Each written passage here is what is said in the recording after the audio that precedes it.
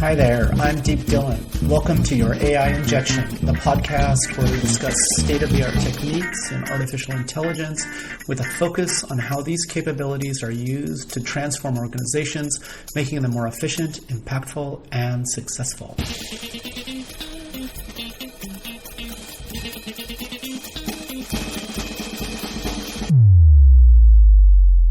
Welcome back to your AI Injection. This week's episode features Jay Bartot. Jay's a technology entrepreneur with a number of startups and a few nice exits as well. As he's also an innovator, Jay's got 20 plus years of experience developing data and machine learning apps for businesses and consumers. Jay, thanks a ton for being here. Hey, Deep, thanks for having me. Cool. So we're actually going to be saving. I'd love to just sort of dig in with you about your tech background, and just for our listeners' benefit, the two of us have worked together on multiple projects over the years. And Jay's, everyone's got that short list of people they just love to work with, and Jay's certainly one of mine, if not at the very, very top of that list. So we'll save that tech entrepreneur conversation for later, but we're going to talk about music today. So Jay and I, we've nerded out on AI systems for years. But we also have had the privilege of being able to play some music together. He's got one of the most amazing music studios that I've had the privilege of being a part of. And so with that, Jay, I want you to go way back and tell me about how you got into music. I remember you having a pretty awesome story, how you got into the punk scene. Take us back into those days. Yeah, no, happy to. And I appreciate the sentiment on working together. You're at the top of my list as well. And so hope to see us keep doing that. So my music background and my technology and entrepreneurship career are actually pretty closely linked. And that'll be obvious as I start to tell my story. But when I was a kid, around 9 years old, my family moved from rural Connecticut to inner city Chicago. My mother was pursuing a PhD in sociology at the University of Chicago. And so I had three brothers and sisters and a dad, and she picked the family up and moved us in the late 70s and plunked us down in Hyde Park in Chicago, where the University of Chicago is. And as you know, Deep, you and I have connected on this before. Yeah, the south side of Chicago is a little rough. It's a little rough, yeah. For our listeners' benefit, I went to school not too far from U of C at the Illinois Institute of Technology. And, if anyone's read Freakonomics, the very original version, that was pretty much our life. We were surrounded by the heart of the North American crack trade back then. So it was rough. Yeah. Yeah. And so, I had to certainly build up survival skills and street skills, and was, plunged into that world, pretty dramatically. And so, I was a pretty nervous, anxious kid. And so not long after we arrived in Chicago, I had to pick an instrument at school because being in fourth grade, I think that's when those decisions came, and so I picked the drums. That summer that we had moved from Connecticut to Chicago was, I think in retrospect, pretty anxiety provoking, and I had taken to tapping and beating, and as my siblings used to say, banging on any surface I could find, looking for an interesting sound or tone. And so I took up the drums in the school band, and got into it pretty quickly. At the same time, I had older siblings who were into the 70s rock music of the day, and so I was probably more of a sophisticated, listener, to rock and pop music of that era than say, some of my classmates were, given I had older siblings. And so, it didn't take me long, to be playing my drums along to the radio and all the bands of the time. Of course, this is the 70s, so we were all listening to Led Zeppelin and Pink Floyd and all the 70s rock bands. And then in the early 80s, bands like the Police and Genesis and so forth, were certainly things that I listened to. And by the time I was in 8th grade, I had formed my first band, and gathered up a few other kids in school who were playing guitar and bass and singing, and we had our first band. And because we weren't very good, I thought, we should play Ramones covers. You got the Ramones one string bass line, and totally. That makes sense. Yeah, so we were playing Blitzkrieg Bop and a variety of other Ramones tunes, and starting to play some gigs at in school at lunchtime and a few parties here and there. And so by the time I was going into high school, I was convinced that I wanted to be a professional musician and be a professional drummer, and that was what I was going to do. And so I spent most of high school playing in bands. And, I pretty quickly graduated from playing with kids my own age to playing with grown-ups and adults who are older than me, that they were in their 20s. And the main reason for doing that wasn't because I was so good or talented or anything.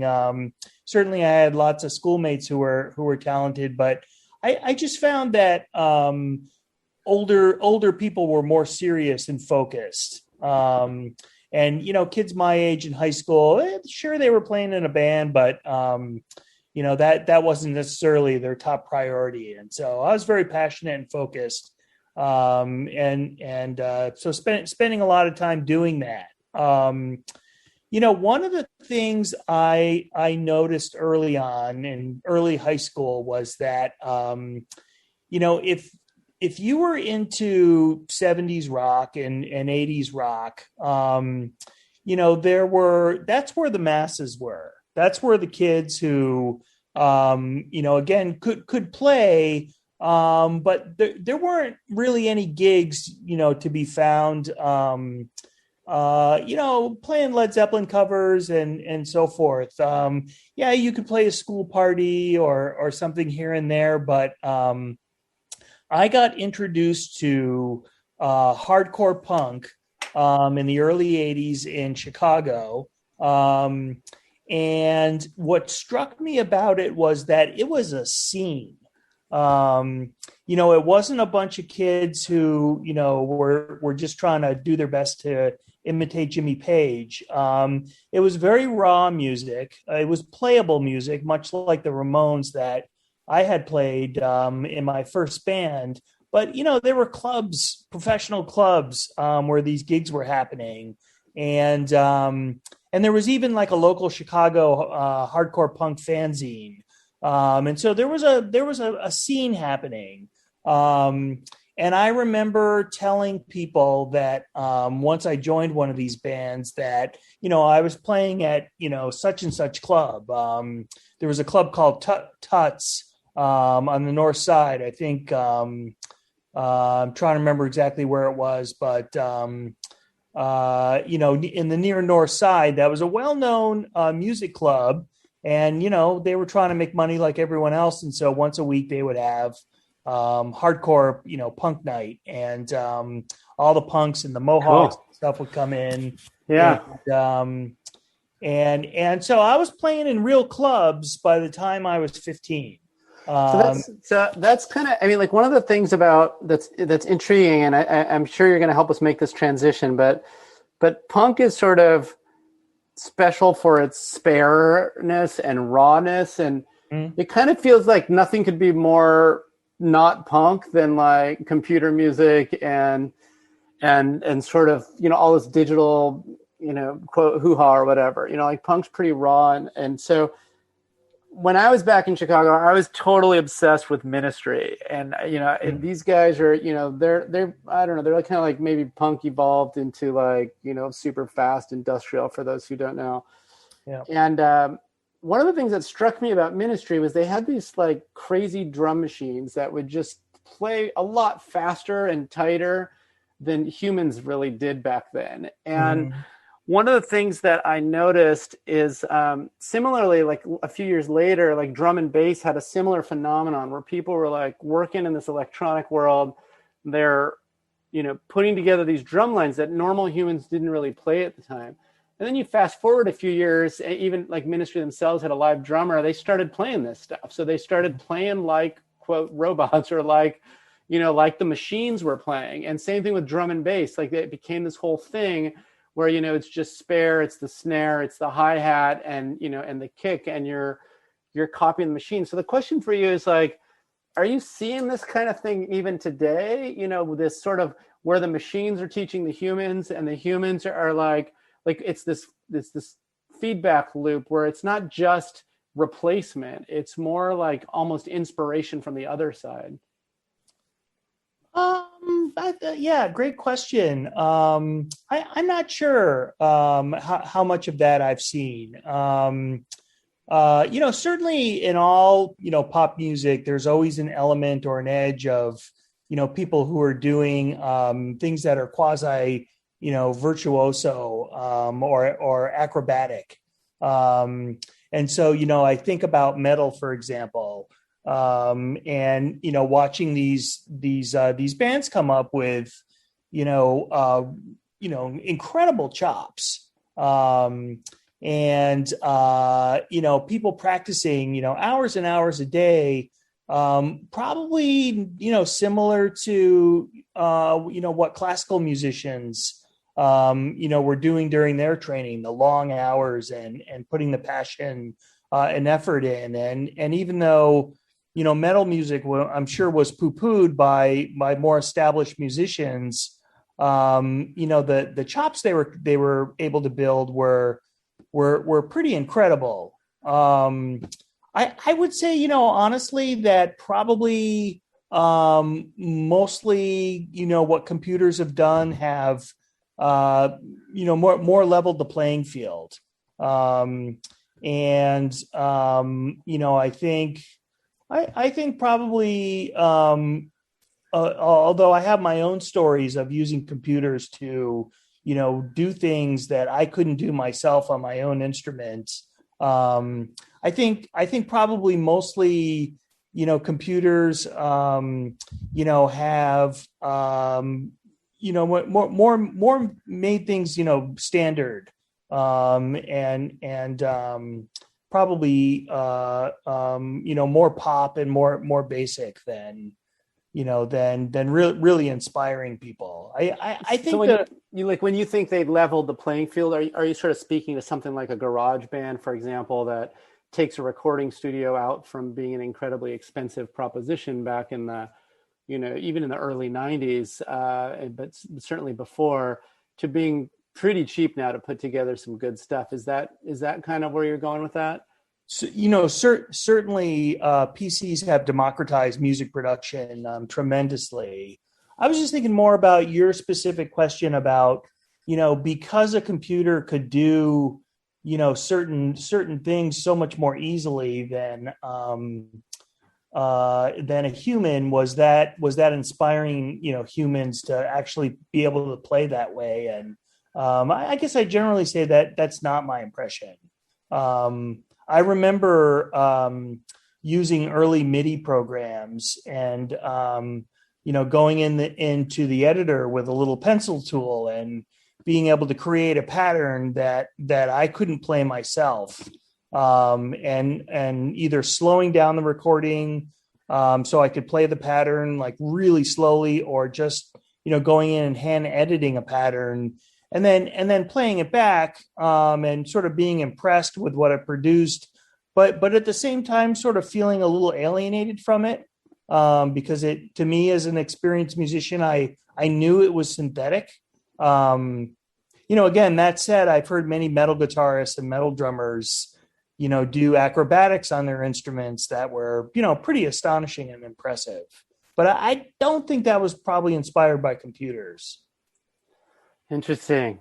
So earlier when we were chatting, you mentioned, Les, that you see your kind of tech and music careers as being kind of in sort of parallel, universes, if you will, or like kind of parallel tracks. Like, what did you mean by that? Yeah, so my these two worlds slammed into each other when I was in college. So, just kind of continuing a little bit with my story from high school and my determination to be a professional musician. I went to Berklee College of Music for my freshman year in college, which, for those who don't know, is a professional music school. It's really known for jazz, but also pop music and session players and so forth. Really talented people go there, and learn the trade, if you will, learn music from a bit more of a vocational perspective. And so, for example, my professors there were people who maybe played one night with a well-known jazz musician. The next night they played in a wedding band. The day after that, they were teaching, giving high school kids or grammar school kids private lessons. Yeah, I think I was on the other side of that a little bit. When I lived in Cambridge, across the river from Boston, I remember there were a couple of clubs where the Berklee kids would show up, and you'd see the same set of folks one night playing, rockabilly, but all the way into the costumes, and but they looked like that was their thing. And then the next night you'd see them playing like a totally different genre, like out in the jazz group. And then the day after they might be, in like Marilyn Manson was big. So you had some of those like heavy goth rocker guys one night. So I always thought that always cracked me up because, yeah, you just kind of growing up in the Northwest, that was pretty much like the antithesis of the, the quote grunge movement. So I remember thinking but I also remember being incredibly impressed with these guys' ability to not just pull off the music very like impeccably, but to pull off the personas and everything. Like they just looked like they came from that world. Well, and what was taught there was versatility, because versatility pays the bills. And so it was a great experience. I only stayed at Berklee for 1 year. It was a great experience in that it taught me that being a professional musician, making your living with your instrument, is really hard. And there's a lot of really good people out there. And you have to do whatever you have to do to pay the bills. And I was feeling more altruistic about music still at the time. And that really didn't settle with me very well. And so I left Berklee, and I went first to the University of Illinois at Chicago for about 18 months, and then finally settled at the University of Iowa. But all along, and when I was, went to these state schools, I was, very, very interested in just kind of broadening my horizons. And I was starting to take lots of social science classes, and ended up switching my major to anthropology.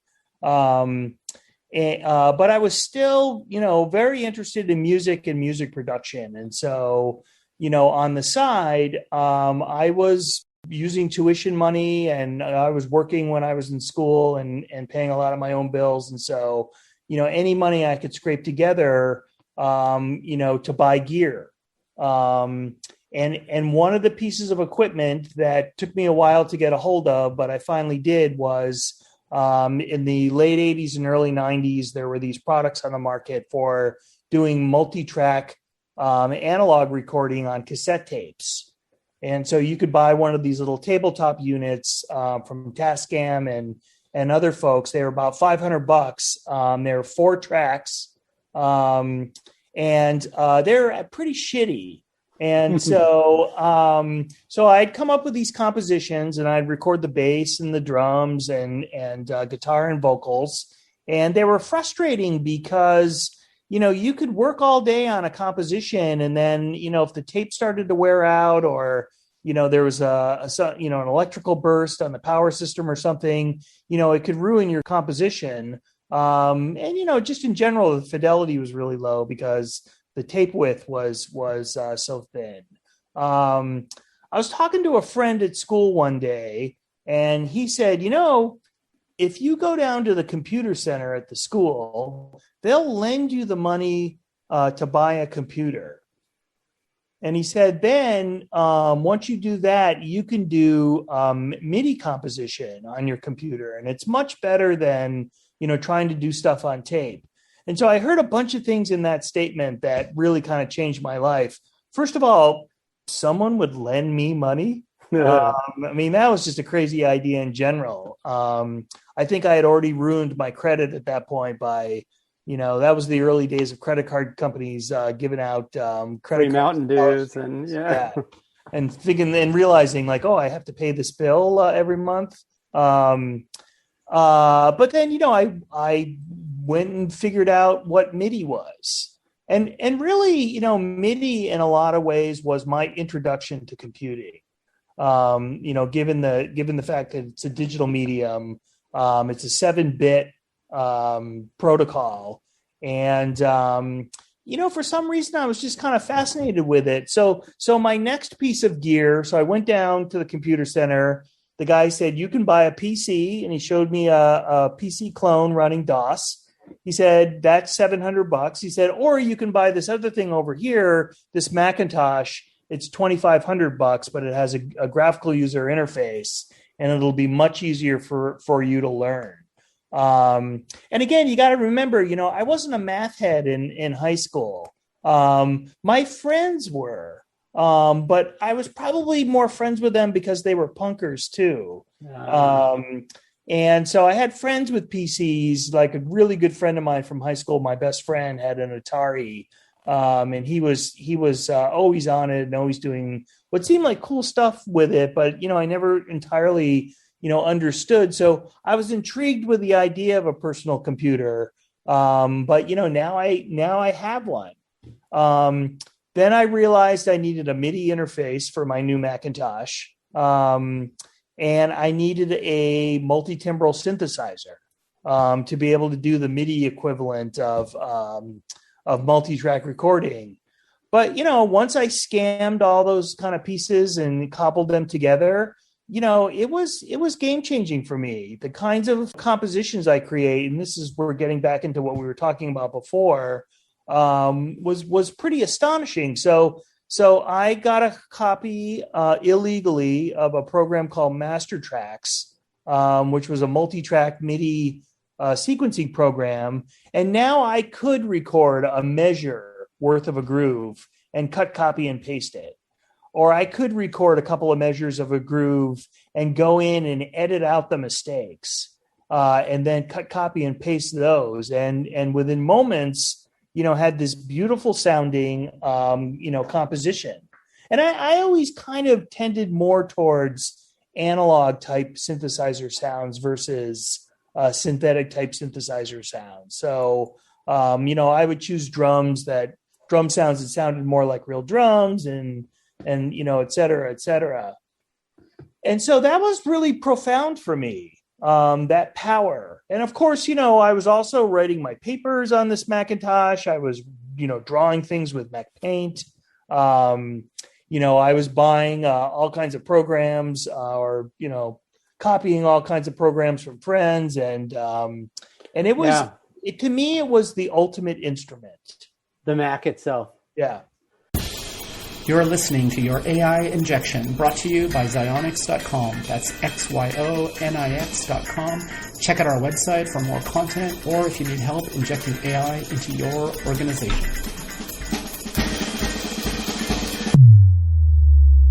Cool. So let's jump, because I know that. So we'll jump into the AI world, and then let's try to sort of stitch these two worlds together a little bit. Have you seen OpenAI's new jukebox program? I have, yeah. We're both, and I think a number of our listeners are pretty familiar with this idea of how you train up these things in the text world. Like, you basically train these systems to try to predict like the next word or sequence of words based on, this gigantic corpora of web documents. But the first time I saw what the jukebox guys were doing, kind of reducing all of a music composition down into this like lower, heavily downsampled space, I think 350 or so hertz. And then within there, just trying to take the same approach to just simply predict the next samples in the model. Yeah. I found it funky and just kind of wild. And but then, you see the outputs of some of this stuff. I think it was Rolling Stone did an article, and they'd taken a bunch of Nirvana, a thing kind of tuned on some Nirvana stuff, and like was finishing a whole composition that Nirvana never, of course, made, but this thing authors. Like, what are your thoughts on that whole approach? And it's, yeah. I mean, it's, I think for me, it's very much of a natural evolution of where things have been evolving for 30 years. So, I was talking about MIDI earlier, and just how democratizing the personal computer and MIDI was. Remember the days too, as late as the early 90s, where going into a recording studio and cutting an album could have been $500,000 endeavor or more, depending on what you were doing. Even just to buy the 2-inch tape, that most major artists were recording their albums on, with those, where roll of that stuff was $500. So, the computer and technology democratized, access to music production. And again, it started with MIDI, but then you mentioned GarageBand earlier, which I also think was a really key, addition to the arsenal, where GarageBand wasn't just MIDI, but it was also audio samples and loops. Yep. And certainly, it doesn't take a rocket science to listen to most pop music and realize that it's composed of just repeating loops, hopefully arranged in interesting and creative ways. And so, as of 10 or 15 years ago, you could fire up GarageBand, grab some recorded loops from its library, and put together a pretty nifty composition. So now to make this leap towards, these generative models, which, can take some of these loops or base audio signals and twist them in different ways, I think is a natural evolution of where things have been headed. The big question is this good or is this bad? So before we get to that question, which I think is a good one, so you think that, if I'm reading you right, you're saying the future of, so jukebox is not doing kind of like track separated prediction, right? It's doing the whole thing, the guitars, the bass, the vocals, it's all swirled together and just predicting the next sample points. So are you suggesting like the future there's like kind of track separated, instrument separated, and maybe predictive from a compositional vantage, like maybe, authoring scores or putting it down in the score and kind of then leveraging it within a GarageBand like context to try to add an instrument to render or something? Like how are you thinking about that? Like bridge those two worlds for me a little bit. Yeah, I mean, I think it could go in a number of different ways. Think about the style transfer stuff that we've seen on the visual side with convolutional neural nets. There you're taking the higher frequency components of one image and hanging them on the lower frequency bones of another image. Mm-hmm. And so, you can certainly easily imagine that paradigm working in music. It's a little hard to imagine like how things would actually sound. But, you might say like, hey, I really like, this Rihanna song, and I really like the music production values on it, and I really like the sounds that are on it. But take all of that and put it on top of this other chord structure. So, we know, of course, in rock music and in pop music that chord progressions are fairly standard. 1, 4, and 5 is incredibly standard. 1, 6, 2 is another something that's really standard. So those I think could be the bones.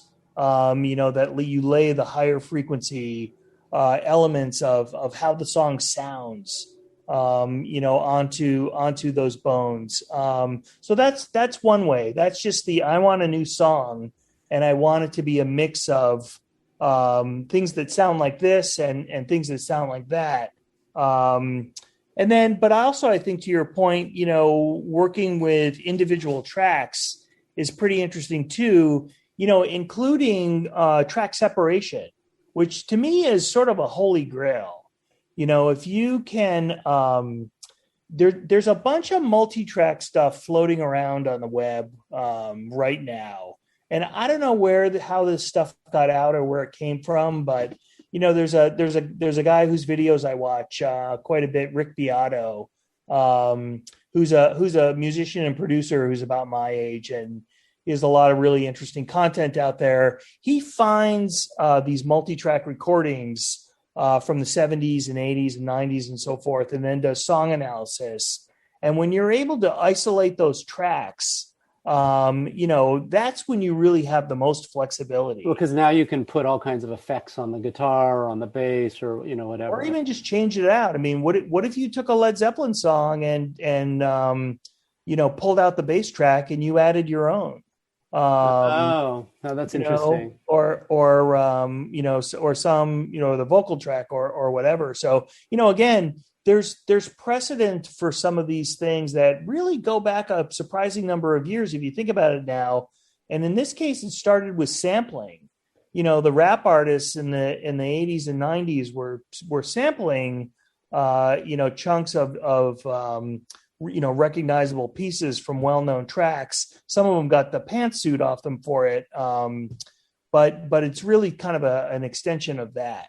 I'm going to come up with this whole new song, based upon this really well-known bass line, and I've got the flexibility and freedom to lift that bass line, right out of this recording, and now it's a canvas. And I can, do whatever I want with it. I mean, that's really powerful. Yeah, I mean, there's these. This is kind of like the crux of it is what is left of the musician in this world, and is it good or is it bad? I mean, if you rewind to the 70s, most musicians had their instrument, had their group of folks they played with. Maybe they swapped instruments. They had a good time. Maybe they wrote it down, but like even then that might be a big step for those guys, and that might be quite high tech, Mm-hmm. and to be a composer in the, during like Mozart's era, for example, was like a whole other thing. They had to hear it in their own head basically, and really, be quite intimate with the notation and be able to write. And then they had to have access to it, the ability to render like a whole orchestral piece or something. Mm-hmm. All of that stuff, going back to your democratization point, it's like anyone can grab a garage band and be a legit compose stuff now, and then swap in other instruments and stuff. It feels like it's a great thing, but most musicians I know at the end of the day love just playing music together live and communicating, via their instruments and, their settings.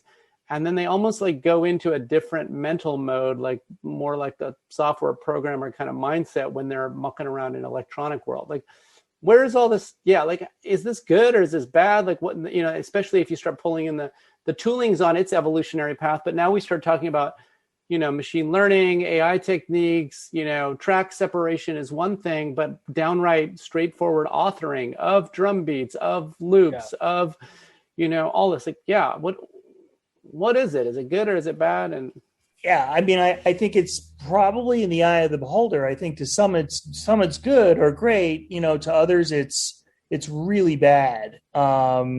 And there are these sort of two elements of creating professional music. There's the compositional part, but then there's the production part.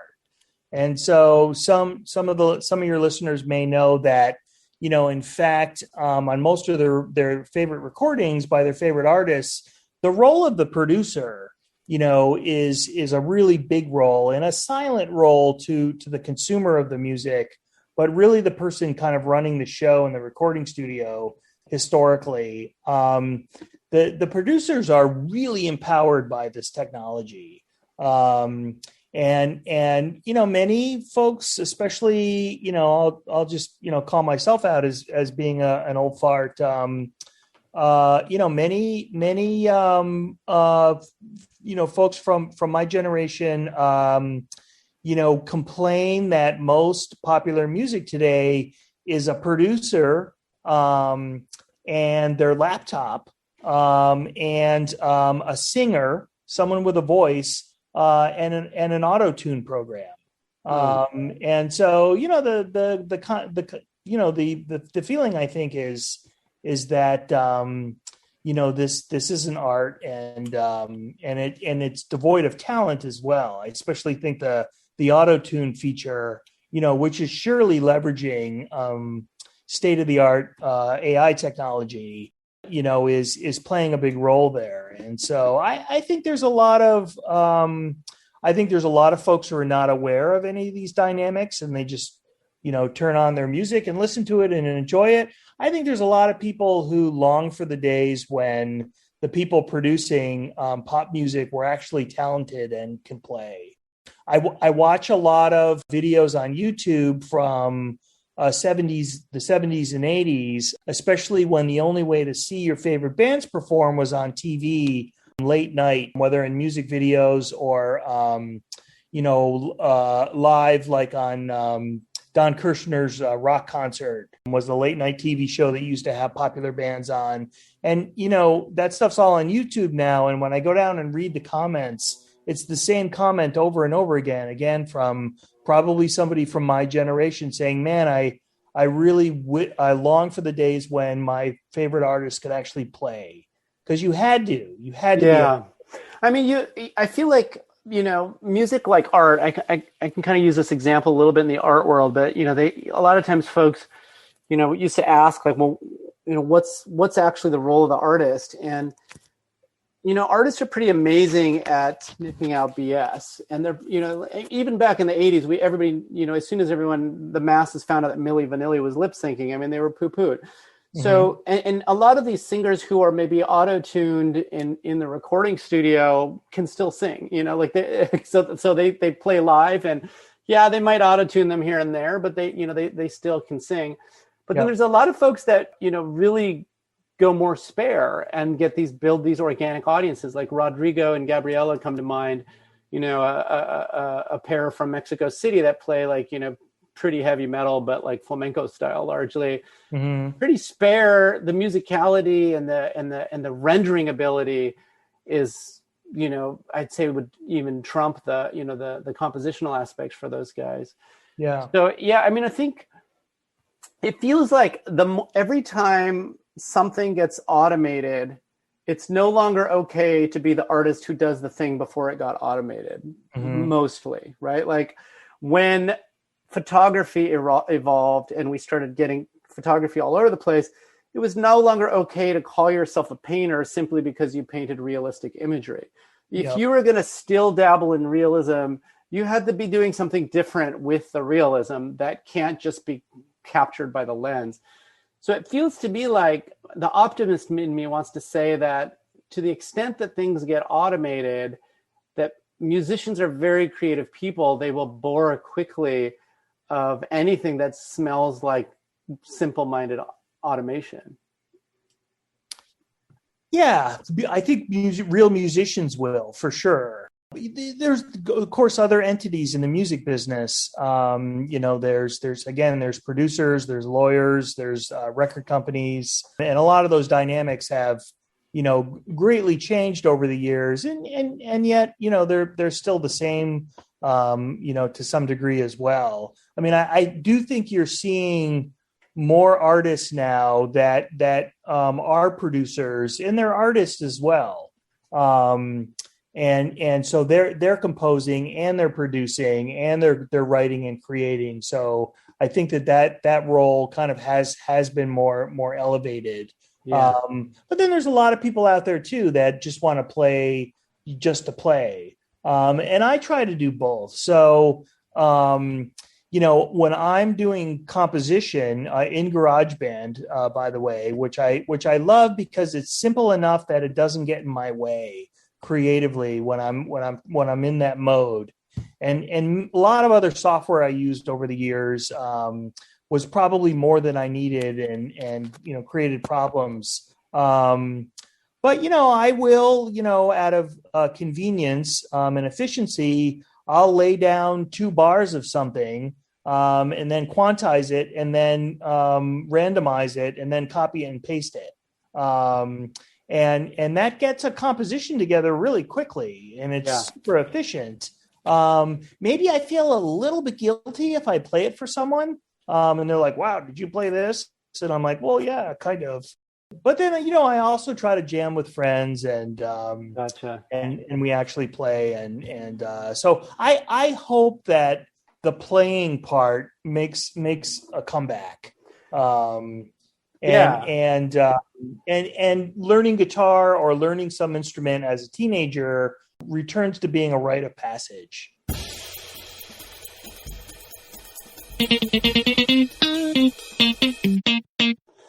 So I want to talk a little bit about this kind of new world that opens up when you can leverage AI, and it's different from what we've pretty much been talking about so far, like singer-songwriter, artists, bands playing in front of people are recording for the sale of records and stuff. But there's this new thing that's kind of being enabled, I would argue, by a massive demand in low-cost music generation and computation.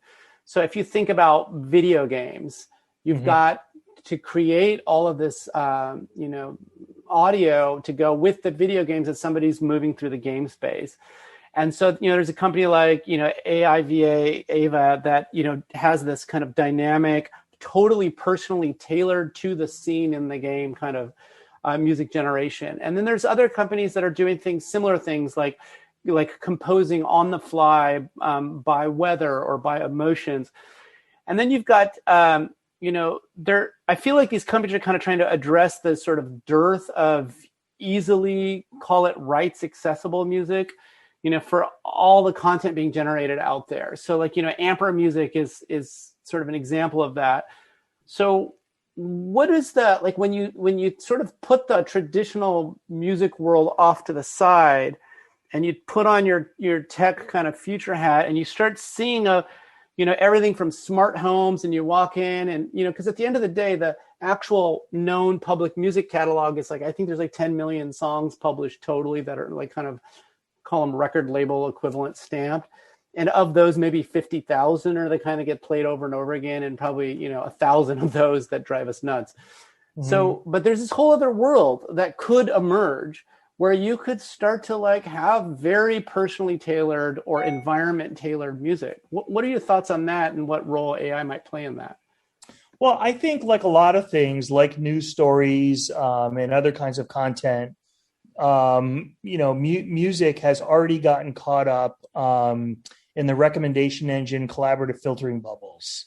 So it's really a poster child, for that. And again, is that a good thing or a bad thing? Well, it's great when I have Pandora or Spotify on and I am wanting to play some reggae when I have some friends over, and we're enjoying music and having a few drinks and so forth.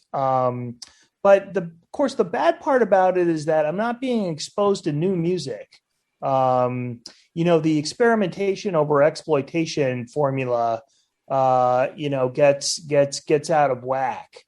And so, there may be a great song out there, that I would really enjoy that I never get a chance to listen to because, the recommendation algorithm says, well, we don't think he's going to like it. I think that Pandora's box is already open. And whether it's a good thing or a bad thing, I think like a lot of the other things we've talked about, it really depends. The other thing I would say is that, I've always wanted and been curious about dynamic music. And so, we know a given song has a structure to it. And sometimes there's alternate mixes of songs, like an extended dance mix, or something like that has special purpose. But, a song is like, you're going to start with a chorus and then you're going to start with a verse you're going to go to a chorus, then you're going to go to a bridge, and then back to the chorus, and blah blah blah. But I've always sort of wondered, like, what if that was randomized? And it was back when I got my first CD player in the early '90s that I wondered about if we'd start to see stuff like this, and maybe even like, it could learn a preference so that you might like to hear a particular song being intro, verse, chorus, bridge, tag, outro. But I would want to hear that same song with a slightly different structure. Maybe the bridge comes sooner. Things like that. Or maybe I would want the mix to be different than you would, and it could dynamically adjust. And so, that could happen again if you could pull tracks apart on the fly, or if you had the individual tracks stored together but separately. That kind of personalization, may be a frontier. I don't know.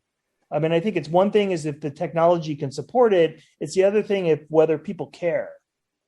Yeah, I mean, it feels like the personalization lens that you're talking about, it feels like it can play in with other kind of emerging forces, if you will. So, like one of the things that's always driven me nuts is music.